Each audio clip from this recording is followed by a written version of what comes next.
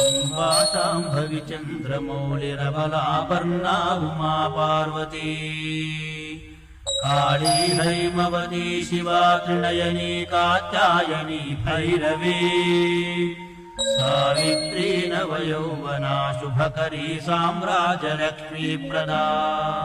चिद्रूपी परदेवता भगवती श्रीराजराजेश्वरी अम्बा मोहिनी देवता त्रिभुवनी आनन्दसन्धायिनी वाणी पल्लव पाणि वेणु मुरली गानप्रिया लोलिनी कल्याणी मुनुराजबिम्बवदना धूम्राक्षसंहारिणी